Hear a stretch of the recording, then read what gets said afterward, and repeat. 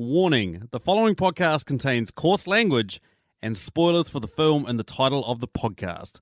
Now playing movie reviews in 20 Qs. Hello, you goddamn fantastic people, and welcome to the podcast Movie Reviews in 20 Qs, the show where we review a movie by asking 20 weird and wonderful questions about it. We're back, and we're kicking off the new year with a bang. And when Stacey's not around, there's one guy I want to bang with. It's Billy. How you going, Billy?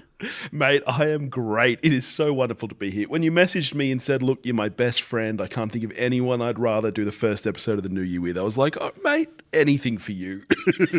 Listeners, if you're wondering if I took shrooms on New Year's Eve, I didn't. No, this is exciting. I'm really, really keen to talk about this one with you because I just have no idea what you thought about this. Oh, so am I.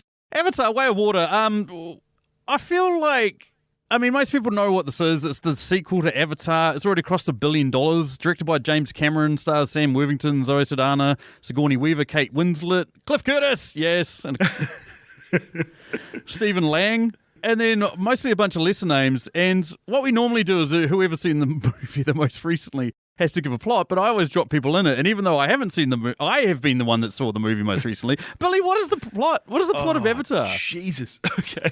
All right. Well, let me preface this with saying I have not seen the first Avatar since 2009. Neither. So I went into this with no memory of how that movie ended. I didn't know who Stephen Lang was. I had forgotten. Sigourney Weaver, did she die in the first one, or did that happen between these two? It implied she died, but in this she's in a tube. Yeah, I was so confused by a lot of it. But that said, I don't think you need to have even seen the first one to see this movie, because who really gives a shit? So basically, Sam Worthington is now living amongst the Na'vi. He's married Zoe Saldana. They've got a couple of kids, which I'm not sure how well the time works out because it's been 10 years and some of these kids seems like they're at least 14, 15. But anyway. Well, I did think about that, but then I was like, well, they're aliens, so they could theoretically age a lot quicker than us. Yeah. Stephen Lang comes back. He is now an avatar chasing Sam Worthington down. They leave the forest to the reef, and that's the film. That's pretty much it. That is pretty much it. Looking at the scores for Smurfs 2, Return to Fern Gully, Dances with Water, they've got 7.9 out of 10 on IMDb, 77% on Rotten Tomatoes, and 67% on Metacritic. Its budget was $250 million. It's already crossed $1.4 billion at the box office. I didn't think he was going to do it. When he came out, before the movie came out, and said, this movie needs to make $2 billion to profit, I should have had faith. It's James Cameron. He's never done wrong before. I did not think it was going to happen, and now it looks like it probably will. He's never done wrong before. Have you seen Piranha? Have you seen his first film? You leave the Piranha films alone. I cherish the Piranha films. It's schlocky, but it's actually quite good, his first film. Yeah, it's crazy for us. I'm fully supposed to be supportive of this because he moved to New Zealand. He moved to New Zealand to make these films.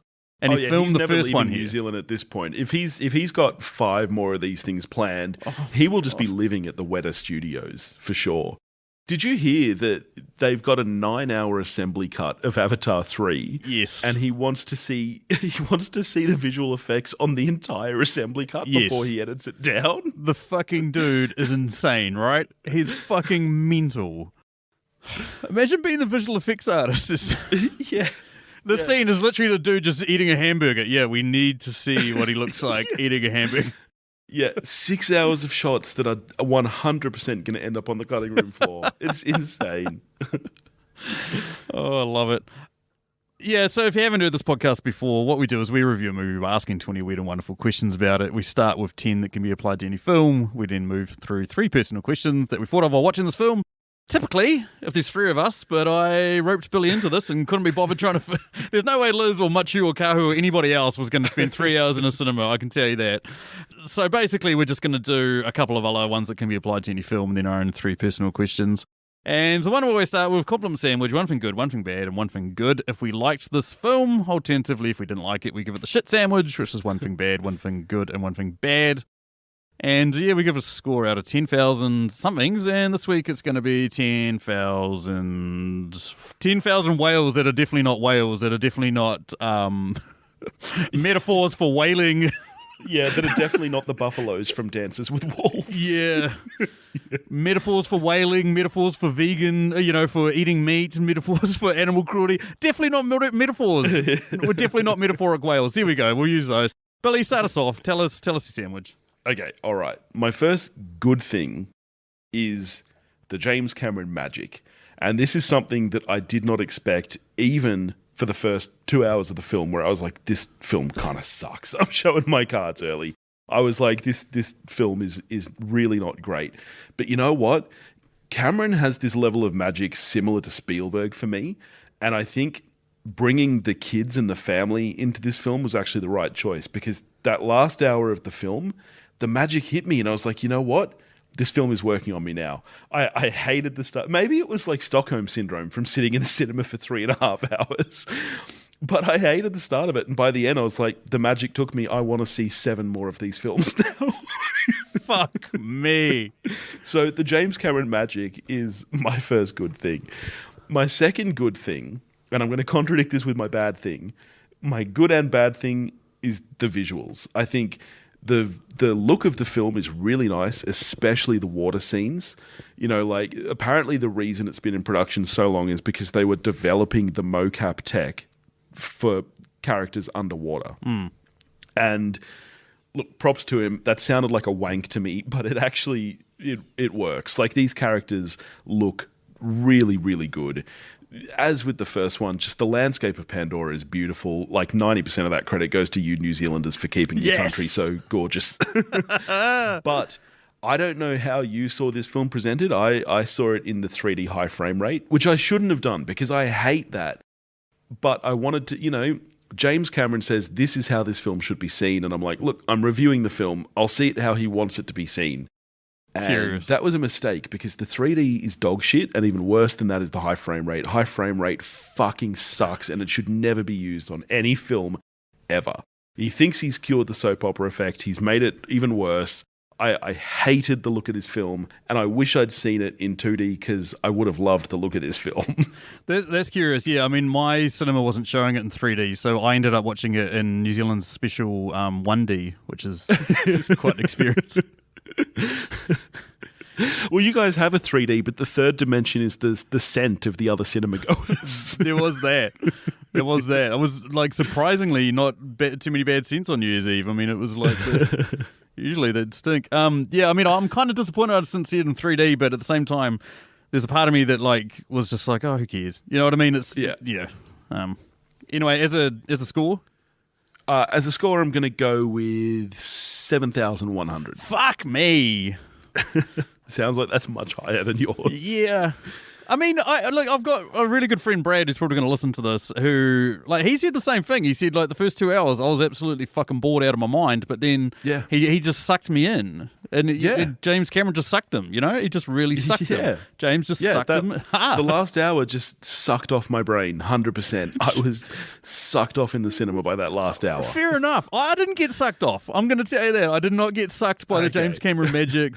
There was no climax for me. The climax was not climatic. It was, I mean, I'm showing my cards here. It's hard for me to say this because from, you're right, from a technical perspective, everything is fucking outstanding.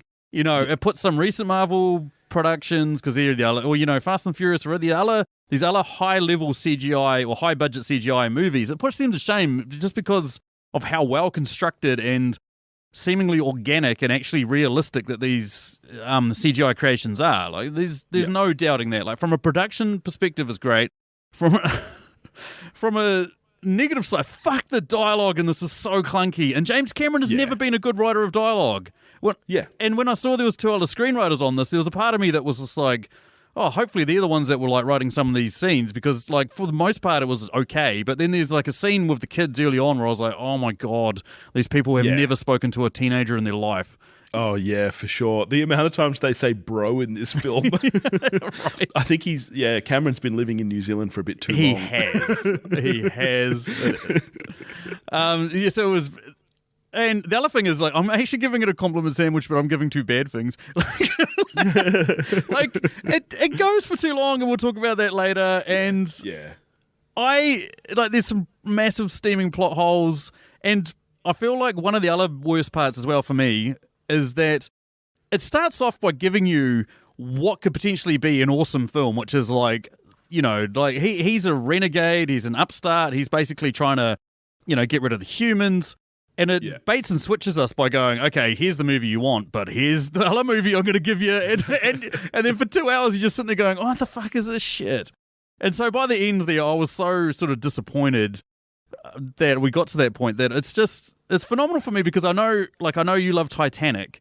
And I do love Titanic. I feel like it's almost in, either this is controversial, but I never really liked True Lies. And I feel like True Lies was the point where James Cameron went from being one of my favourite filmmakers. Love Aliens, love Terminator 2. Probably top 20 films for both of those. And then True Lies, I was like, oh, this isn't that good. And then after that, we get Titanic. And then we get Avatar. And since then, I've never really liked him. So...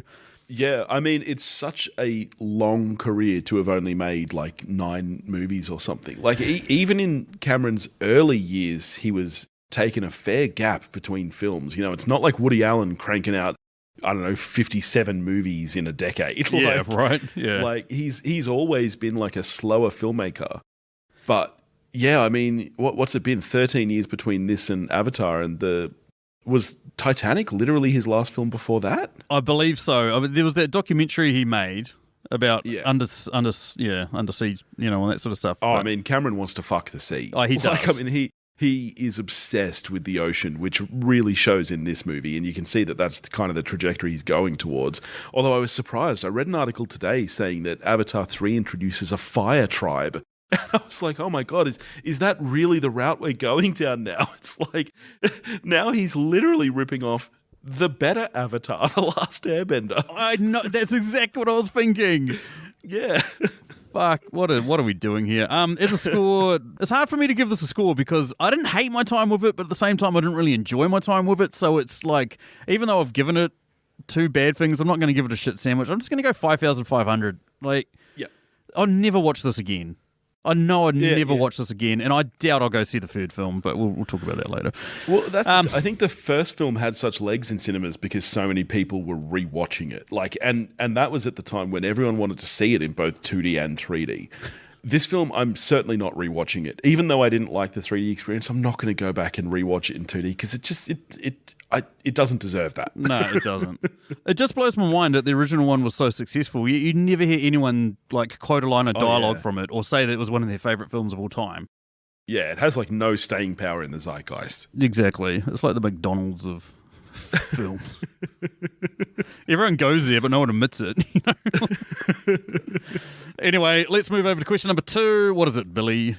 All right, question number 2. What was the biggest dick move in this movie? It's the Reef People kids ditching old mate out in the middle of nowhere. And like, that's a real dick move. That was a real dick move. I mean, like, I get it. They're young kids and they're stupid, and I'll talk about that a little bit. But at the same time, it's a massive dick move. This poor guy, I mean, what's going to happen to him? Of course he's going to fucking die. Yeah. Yeah. And like his only crime is having 4 fingers. Like, it's not that bad, guys. Don't try kill him. Yeah, exactly. What the fuck? I've got 12 toes. Are people going to start killing me? My dick move is actually the opposite of that. My dick move is someone saving someone. And I know that we'll talk about this later, but it's Spider saving Lang at the end of the film. What a fucking little dick. Like, okay, I think story-wise, that is the biggest, like, massive leap, is that Spider would randomly want to save this guy. I hated it. And it's such a dick move because it just fucks over the entire rest of the family. Fucking A, bro. Anyway, it moves us over to question number 3, which is, what deep philosophical debate arose in you during this movie? Okay. Not much, if I'm being honest. I don't think this is a very deep movie, but it did make me think a little bit more on like the filmmaking and screenwriting side of things. You know, like there's long been this kind of debate in the writing community about write what you know, right? You know, and that particularly I think it's a real button point at the moment when it comes to perhaps writing about other ethnicities and stuff like that, and like how acceptable that is. You know, like should a straight person write a story that revolves around homosexuality, stuff like that. This movie is so thinly masqueraded around kind of indigenous issues and indigenous rights that it does make me go a little bit. It's funny that because it's James Cameron and because it's sci-fi, that's acceptable for this movie. But in a lot of other cases, it wouldn't be. And it did make me think about why. And is that really just, you know, the power of Cameron that people aren't more upset about it? You do see a lot of appropriation of Māori and like certainly other Pacific Island cultures into the reef people. And like, you know, by having Cliff Curtis there, who's obviously Māori himself, playing the leader of this tribe, it's like, okay, well that makes sense. But then Kate Winslet's his fucking wife. And you're like, what the fuck? I know. What the bloody fuck? And she's doing an accent. I'm like, I don't know why that's acceptable. And like, look, I'm not the kind of guy who's going to get up in arms about it myself. Yeah, right. Yeah. But it's the kind of thing that I see and I expect to hear more talk about, and I just don't. And it's very strange. Yeah, I certainly, I mean, my ethnicity is New Zealand European, and I certainly don't feel qualified to talk about this type of stuff. I mean, there's certainly other people. I mean, I love to have had Kahu or Machu on this and said, you know, got their perspective. I don't feel like I'm qualified to talk about it at all, but it did make me feel deeply uncomfortable. Yeah, because if this wasn't a sci-fi and you just had Kate Winslet playing a Maori person, that wouldn't be right. But for some reason in this case, it's no one has said boo, even though she's literally putting on an accent, and I just find that a very strange decision. Strange is definitely fucking one word for it. What about you? What was your philosophical debate? Mine was similar to the one that you've just brought up about Spider rescuing Stephen Lang's character. I mean, can you strangle someone underwater? Like, think about it. Like, you're holding your breath, right? So you don't want your air to leave your system. So if somebody's like got their hands around your neck and is like strangling, crushing your throat, but you're still holding the air inside, so it doesn't really matter to you. Yeah, I mean, I guess, well, that's an interesting one. Because I guess you wouldn't technically drown, because drowning is the act of bringing water in. Yeah. But I guess you would suffocate. But would it be by strangulation or would? Yeah, that's interesting. Right? I was like watching him do it. I'm like, well, we know they can hold their breath for ages. So that guy's just getting a crushed larynx at the moment. Like he's not actually getting, you know, the air expelled from his lungs or preventing air from going into his lungs. Yeah. Yeah.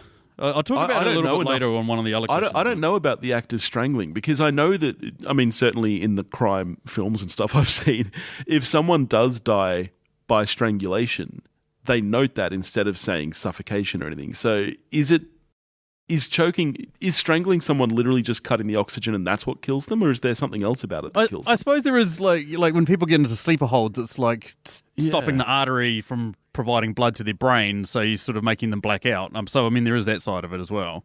Yeah. We're getting way too deep in this. We are. This is the type of shit that the FBI are going to listen to and be like, serial killers.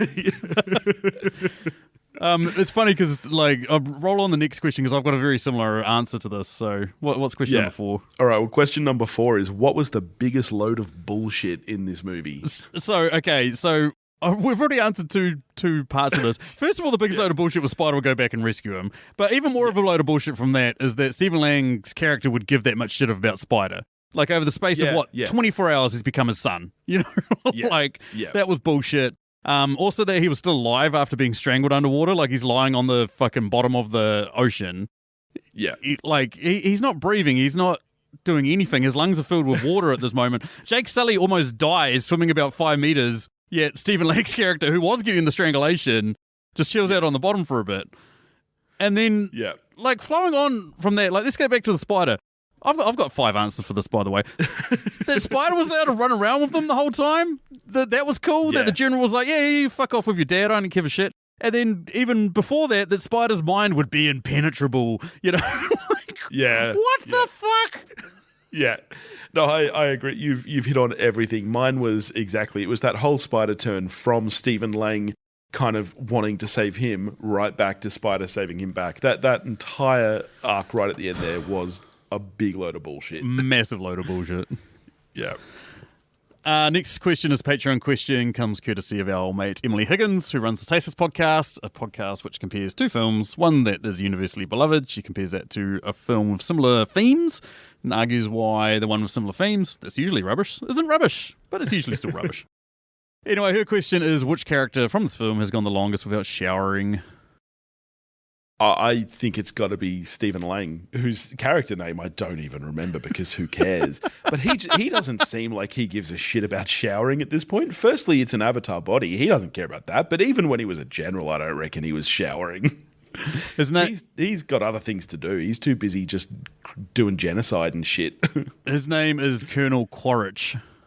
There you go. I never would have remembered that. It's funny now that I'm actually looking at these faces and their characters' names because I was like, what's Kate's? Who the fuck is Ronald? But I'm like, oh yeah, that's Kate Winslet. And Tonawari, oh yeah, that's Cliff Curtis. Yeah.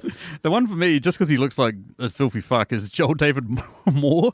You know the quite nerdy guy, white guy that's hanging out with them. That sort of they're implied banged Sigourney Weaver just before she went to sleep or whatever. He looks dirty. I'm not gonna lie, he looks dirty. He's hanging out. He does look pretty filthy. Yeah, he's hanging out in the trees. There doesn't really look to be much in the way of shower. He's probably so sweaty. Like I went through. I've been through several hot countries, and I just gave up on showering because I was sweaty the whole time anyway. Yeah. I'm going with him. All right. Question number 6. What characters best represents the other podcaster? I've got two answers for this. There's Scoresby, which is the loudmouthed Australian guy. Of course. Yep. He's like kind of husky, loudmouth Australian guy. I'm like, oh, that just makes too much sense. But then it's too obvious. So I'm going to go with the other guy that came to mind, which is Max Patel, is his character's name. And he's the guy that sort of shows up and then basically is trying to help Sigourney Weaver's teenage daughter, which is Sigourney Weaver. I don't know how to explain this. Kitty or whatever she is. He basically shows up and is trying to help her, but then he immediately gets pushed aside by a strong woman and told to fuck off. And he's like, okay, I'm out of here. I was like, there's Billy. There's Billy right there. Well, I also had the loudmouth Australian guy for you, and then my second was Jermaine Clement, because apart from the Kiwi thing, he's the kind of guy that doesn't actually seem smart, but is quite smart. And that's how I think of you, Sam. You don't present yourself as a smart guy, but I know that there's a brain in there, mate. Oh, yeah, there is. There is. And I know that you care about the whales. I do. I care about them so much that I help people murder them ethically. That's exactly right. Moves us over to question number 7. Which quote from this film would be the worst thing to hear after sex?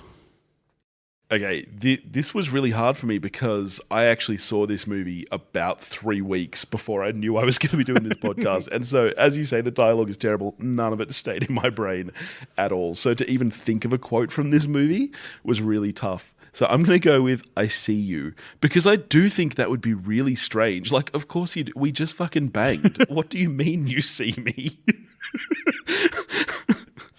Even that, if she's saying it to somebody else who's just fucking hiding in the cupboards or something. Yeah, it would freak me out either way. The one for me, and I can't remember the exact words or even who said it, but at one point, I remember this because I wrote it down on my phone because I knew I was going to use it at some point, is, who's got the harpoon now? Yeah, that's not what you want to hear. Fuck no. Okay, question number 8. What is it, Billy? All right. Which side character had their lives absolutely ruined by the events in this movie? We discovered that the whales are an incredibly smart and sentient species, probably smarter than the humans or Na'vi. And then at one point, they hunt and murder a mother, and the calf just hangs around. Doesn't know what to do. Whatever happened to that calf? We've got no idea what the fuck happened to that calf. He just watched his mother being murdered, and he's still hanging around going... That dude is about 3 days out from shore, dying of starvation, wondering what the fuck to do with his life, right? Yeah. That's a depressing thought. Oh, jeez. Thanks, Cameron. Mine is too obvious, probably, but it's the other villages of reef people who just get their village burned down for fucking no reason. We never see them again. We don't know what happens to them. Like, Cliff Curtis's village is providing refuge to Sam Worthington and his clan, but they won't let these other reef people come and live with them? Like, what do they do now? That was another, like, that felt a little bit too obvious for me. So And also that part was like leading into biggest load of bullshit, which is that the human hate the Na'vi, and yet they show up, and then Spider's like, oh, don't kill them, and he's like, okay, listens to Spider, doesn't wipe out the entire village to, because this is totally scorched earth, they'd wipe out that village, they'd wipe out every village they come across. They don't want to offer this guy anywhere to hide, Yeah. Or another army. It just seemed bullshit. Like, I think they tried to explain it if you wiped out one, then they'll all rise up. And it's just like, yeah, but that's the fucking point, isn't it? Aren't you guys trying to fucking kill off everyone? Like, they're not providing you with any sort of economic, reward or incentive for keeping them there. Yeah, and I mean, burning down their village is just as good as killing them in terms of starting a rebellion, right? But all you've done is left an extra 100 or something to join the fight. You've pissed them off more. It would have been smarter to kill them. You're right. It would have been smarter to kill them, get rid of 100 troops, than to piss them off so fucking monumentally that they'll go and tell every other village, by the way, these fuckers burnt down our village and killed our, flying lizard thing. Yeah. Actually, this is kind of a little unrelated, and I'm sorry if this is off tangent. But can you actually help just explain the plot of this film to me just a little bit? Not to sound like an idiot, but...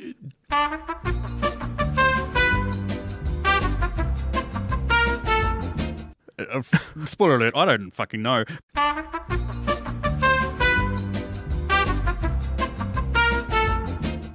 But not bring back Michelle Rodriguez, which was kind of disappointing.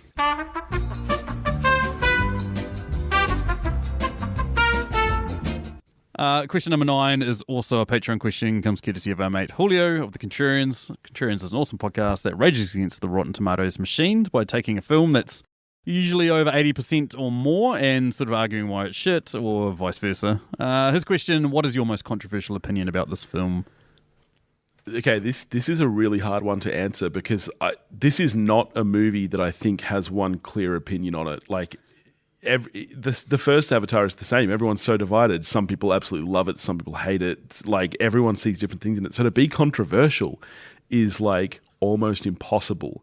Other than to say, like I said in my bad things, I think the look of this film, particularly in 3D, is absolute dog shit. I think it's awful. It's so bad that I don't understand how the one thing that this film kind of everyone agrees on is that it looks great when it doesn't. I feel like that is pretty controversial. I mean, it's a selling point, It's what gets bums on seats. Like, no one's like racing out to see the new James Cameron film because of the story or, or the big plot twists or anything like that. That was my other bad thing. Fuck, this is predictable.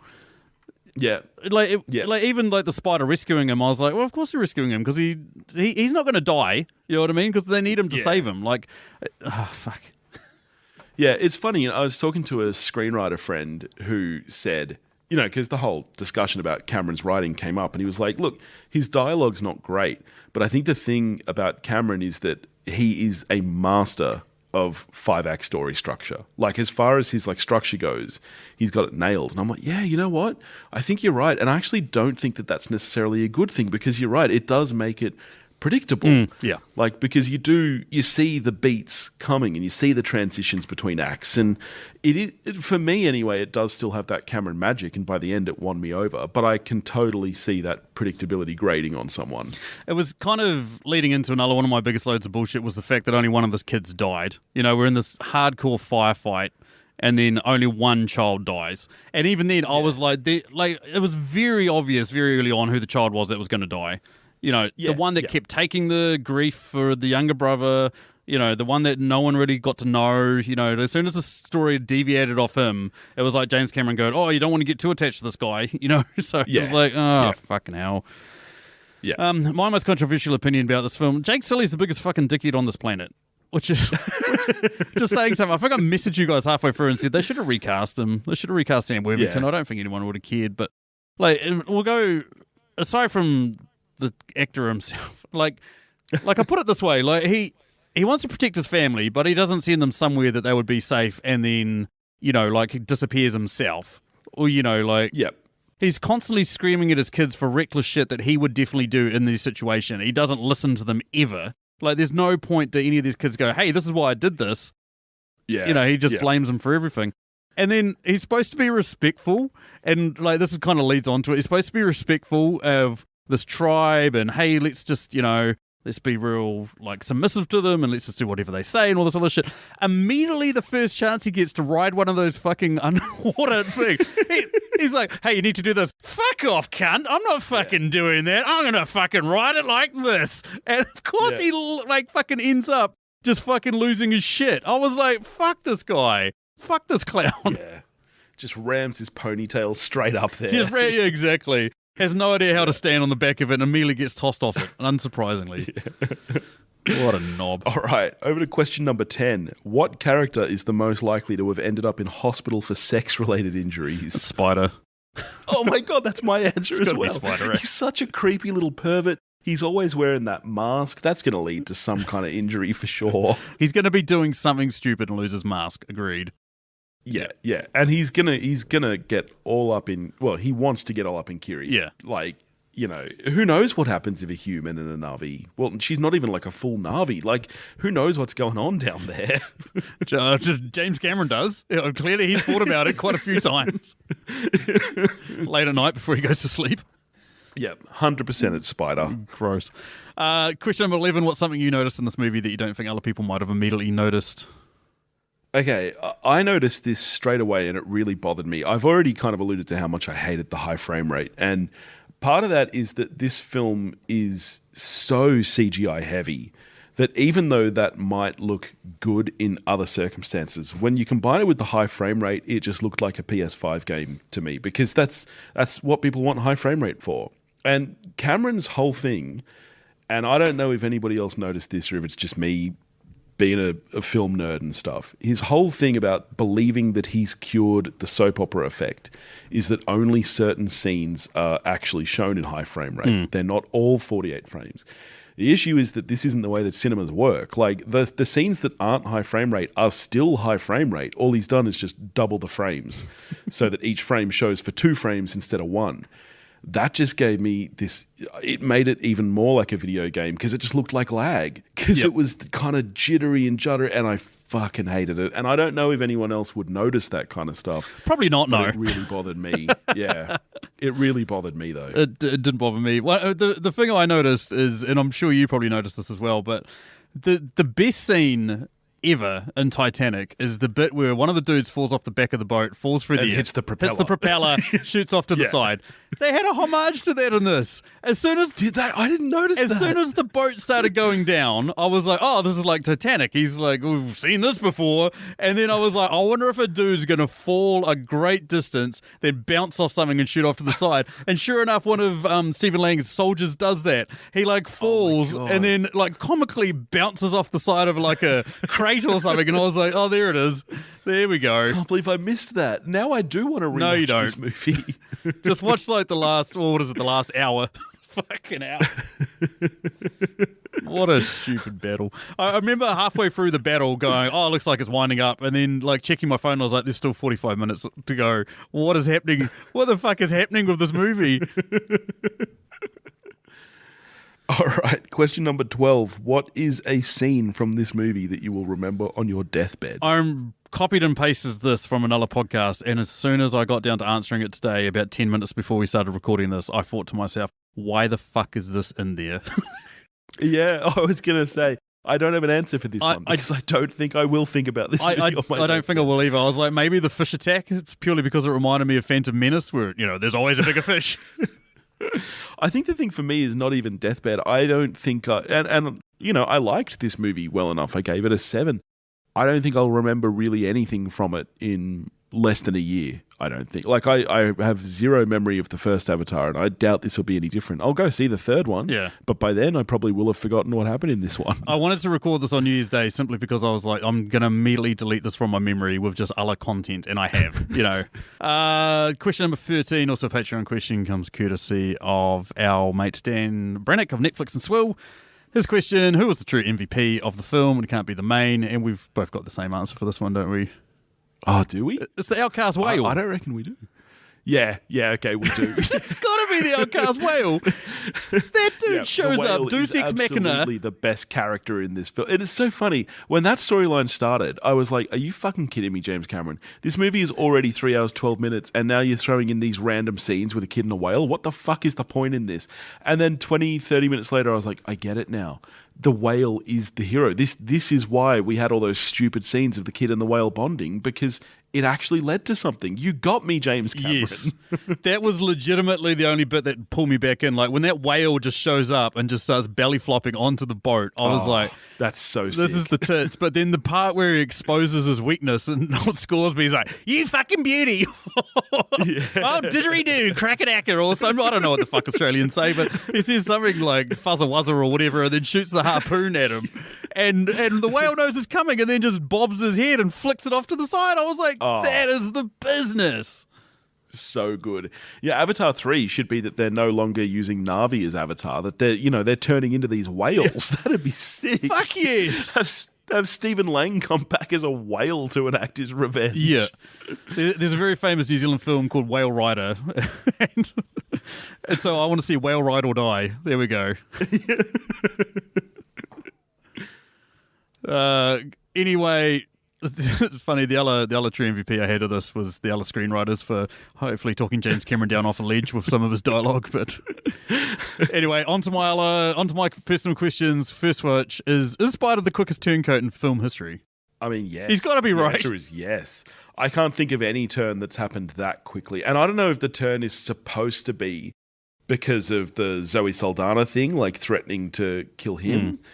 But I don't get it. I don't understand that turn. That is honestly the quickest turn in cinema history. Like, they capture him and Stephen Lang says, look, I'll free you. And then he's like, I hate my dad. Like, he said that to the other kids. I don't want to know who my dad is, blah, blah, blah, blah, blah. Yeah. Saying that's Kiri or whatever. And then he's just like, as soon as he's on that boat, he's like, oh, yeah, I'll fucking teach you guys how to talk, or I'll teach you guys how to catch an animal. Or, like even leading up to all that, he's like being really fucking useful. And it's... Yeah, and for the whole movie, he's seeing his dad do horrendous things. Like, when he's really upset at him burning down the village and stuff. But no, still save him at the end. Yep, still save him at the end. The only other answer that I have to that, I mean, there's a lot of turncoats in film history, but my other one is that there's a bigger one in this film, and that's Jermaine Clement. He's like all in on murdering these whales before the movie began. Yeah, exactly. But then as soon as he gets on the boat with Scoresby and they're shooting off arrows, like, why is he there? Why have you brought the doctor, the scientist, onto the boat with you? Yeah, that's true. What's he even doing? What's he even doing there? I guess he is the one who does the extraction, isn't he? Like, maybe... Yeah, that is true. But like right at the end there, they deploy boats to try and shoot at... Yeah, he's got no reason for being there, other than like at one point Scoresby's like shooting at the whale, and he's like, unfortunately not an intelligent being. It's just like, yeah, you're right, Billy. That would be me. I would be on a boat about to fucking die, about to be murdered by a whale, and then just start roasting everyone on the boat with me. yeah, it would absolutely be you. Fuck it, I'm going out. I'm taking out everyone with me. Fuck it. Next question, what subplot need axing the hardest? I mean, obviously you've talked about how long it is, but if you could axe one from this, what would it be? I think my thing is it's the main plot is the thing for me. Like, the interesting thing about this movie is that it's like 3.5 hours long, and by the end you realize that it actually really doesn't have many subplots. Like I said, when the whale thing started, I thought that was a subplot, and then it turned out that is the actual plot of the film. Like, there are very few kind of scenes that don't relate to the main story in this film. And I guess in some ways that's an achievement. The problem is that there are too many of them and they just need to be cut down. Like the entire first hour before they get to the reef, cut the fuck out of that shit. Have them get to the reef within the first 20 minutes of the film, please. Like, absolutely. There are so many sequences like that just take up a lot of time. Learning to ride the sea creature things. We don't need it. We don't need it for that long, certainly. Like, I think, the whole, you brought it up before, him kind of going all gun-ho on riding that thing and being like, oh, I think that's meant to be a funny scene. And it's not. It just adds nothing. Exactly. Yeah, the one for me, I felt like there was a ton of subplots in this. I felt, like the relationship between the different groups of kids and all that sort of stuff. But I know, or I feel like this is going to come into it later, but I feel like Kiri's whole epilepsy thing. Yeah, okay. Like talking to the trees and then blacking out underwater. And then like the guy said, oh, we can't let her black out underwater or she might die. And I was like, well, that's going to come back. Right, And then it never did. Yeah. Yeah, you're right. That's true. Like her being this whole Jesus girl thing, you're right. I thought that like maybe she was going to save the older brother or something with her powers. Or right. But you're right. She doesn't really, that doesn't really go anywhere, does it? No. Yeah. Yeah, fair call. And the final one for me is like, so we see the reef people and Jake Sully and his family attack the boat and all the other, humans and avatars. Yeah. We see them attack it and then the reef people just disappear. And we go through an entire night cycle. Like they're attacking as the sun goes down and then the sun comes up and we see them at the end. Where are all the reef people? Yeah, you're right. I actually didn't even notice this when I watched it. And then I read your question and I was like, oh, yeah. What I like to think is that one of them died and the rest of them went, oh, shit, this is for real. And like, do you guys give a fuck about this family? Not really. And then they just cruised. Well, yeah, and honestly, that's fair. Why would they? Why would they care? Let them die. You don't give a shit. Yeah. The only reason they seem to have cared is because Kate Winslet's, soul sister or whatever's been murdered. Like that's legitimately the only reason why they're there. And I feel like as soon as they saw Scoresby go down, they're like, eye for an eye, we're done. Well, yeah, true. Yeah, their part of the battle is done. Yeah. Because it seems insane that the Sully kids end up on this boat and then the only people that go to rescue them is Sullys. They're vastly outnumbered. This boat should be getting swarmed by these sea creatures and Na'vi who have because of the whale has had like a one-sided advantage. It just seems stupid. Anyway, on to you. What's your questions? All right, my first question. Here we go. Now, I love Sigourney as much as the next guy, but is there not maybe someone more appropriate to play an 11-year-old girl?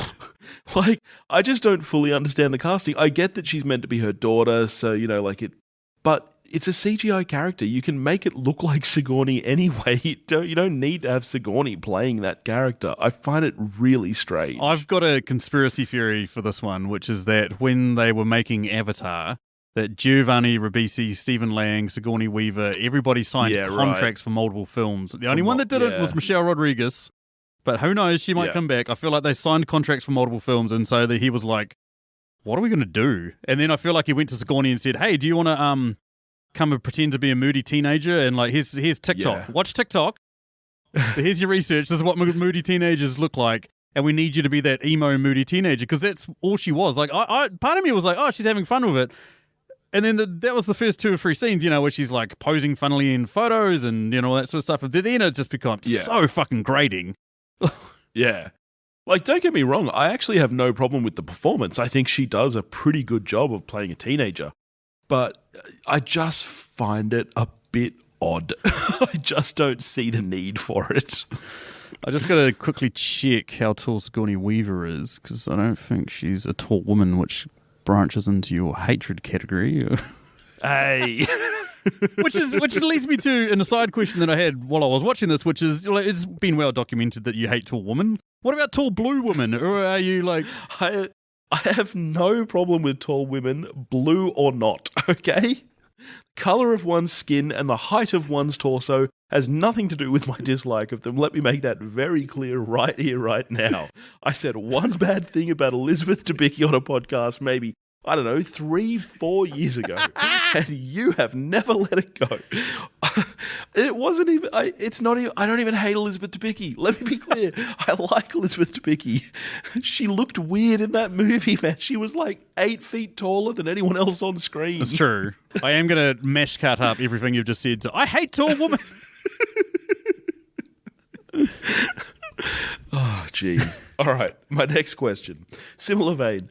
I love Kate Winslet as much as the next guy, but is there not perhaps someone more appropriate to play the leader of an indigenous tribe? We spoke about this earlier.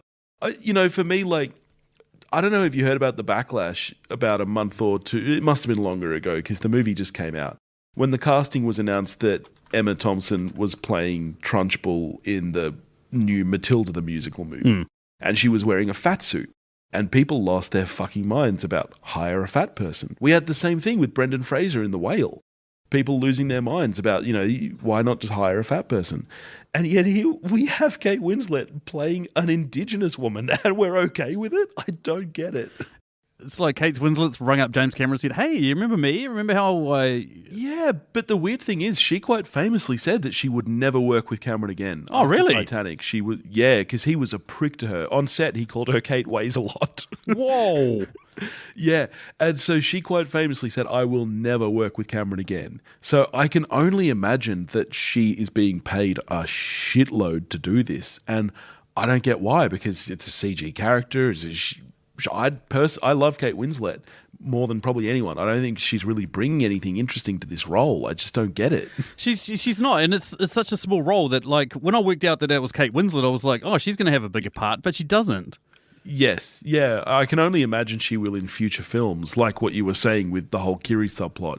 But, I mean... yeah, I just don't get it. And this might surprise the rest of the world, but there are plenty of Māori actresses which would have been awesome in that. One of them, Rena Owen, who was like outstanding in Once Were Warriors, for anyone that's seen Once Were Warriors, she played the mum in that. Yep. Or like Rachel House, people are a bit more familiar with her. She played Topaz in Thor Ragnarok. Like she quite often pops up in Taika Waititi films. Like she's the cop chasing Ricky Baker in Hunt for the Wilder People. Like there's plenty of other Māori actresses that would have fit into that role, or even other Pacifica, actresses. It seems bizarre that it's just fucking weird. Yeah. All right, my final question for you. And you've kind of already answered this throughout the discussion, but I'm going to ask it anyway. Are you all in on Cameron's vision for 4 more of these films, or would you be happy to just bow out at this point? Fuck yeah, I'm all in, man. I can't wait for these fucking films. I'm going to be there front and center. I want to watch the 9-hour cut. Pump that into my veins.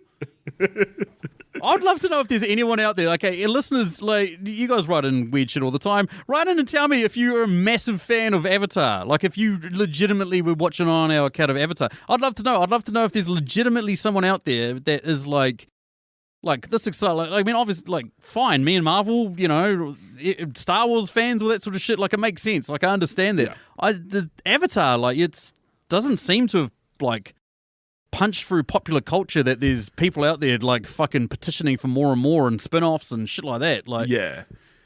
I mean, I appreciate that we have a new franchise in the world that's wholly, well, I'll use the word in quotations, but original. Like, yes, it borrows from a lot of other stuff, but it is its own thing, and I appreciate that.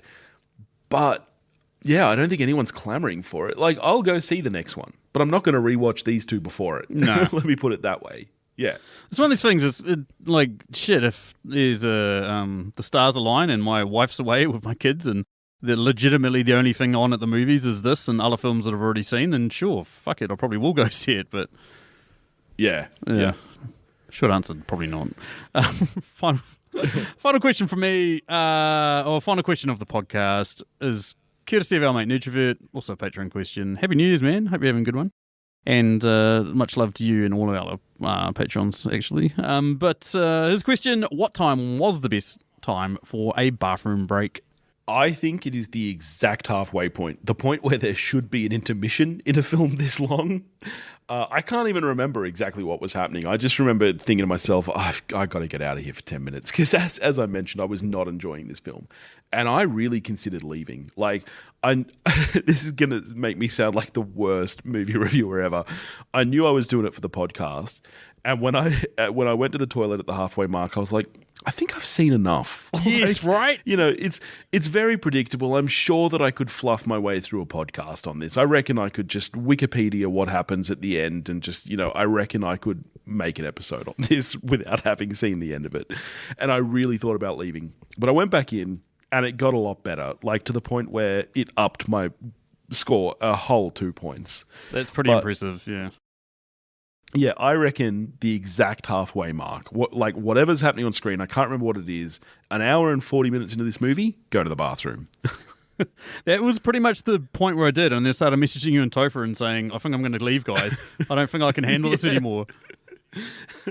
I don't think I've ever walked... Oh, I have, actually. I've walked out of a film at the cinemas before, but Yeah, I've done it a few times. Yeah. But... like at home, like I will do similar to you, where I've watched enough of a movie that I've seen enough of this, and then I'll look up the plot on Wikipedia and go, oh, that's interesting. Yeah. And like I'll never, if I'm not enjoying it that much, that I'm like, I can't be fucked with this. I really cannot be fucked with this. I won't. I won't watch the whole thing. Like, I feel like that's sacrilege as well. But Yeah. I mean, we've recorded an episode on a movie I only watched about 75% of. I'm not going to tell anyone. What movie was you guys that? can just go back and listen to our episodes and try and figure out which one it was. I've done the same. Might rhyme with face ham. Face hair. Space Jam. A new... Oh, geez. No, I watched the whole thing of my that. I'm God. taking the piss. I wish I hadn't. No, Space Jam was real bad. I wish I hadn't watched the whole thing. Anyway, that takes us down to the end. Thank you so much for joining me, Billy. Thank you for dipping out of your lunch hour at work to talk about Avatar. That's right. I'm recording it here in the studio at work. It's great environment for recording. Luckily, I mean, start of the year, there's no one back in the office and nothing's going on today. It's fine. I've only seen your boss walk around the corner 3 times and go, what the fuck are you doing? Oh, he's used to it. And fired. No, thank you for having me, mate. This was a lot of fun. Yeah, absolutely. Unplug your podcast, all that sort of good stuff. Oh, no. I know, right? I mean, everybody knows it. It's we watched a thing. We watch a thing and we chat about it, and you can find that just by searching for We Watched a Thing, wewatchedathing.com, and all of that jazz. Yeah, I'll have you on again soon. You got to come to Quantumania. Oh, I'll be there. You know, like I get a special fucking hall pass whenever a Marvel movie comes out that I can actually go and watch it on the night it comes out. So. Anyway, that takes us down to the end. If you guys want to find Billy's podcast, there'll be a link down in the show notes. Upcoming episodes for us, who knows? Who knows? I think I mentioned on a previous episode that we'll be dropping a fortnightly just as we manage life. Anyway, if you want to get a hold of us, you can find us on email at mritqs@gmail.com, or you can find us on Twitter at Movie Reviews In and Facebook at Movie Reviews In 20Qs. Just search us out, and yeah. Anyway, that's thanks from me. Thanks from me.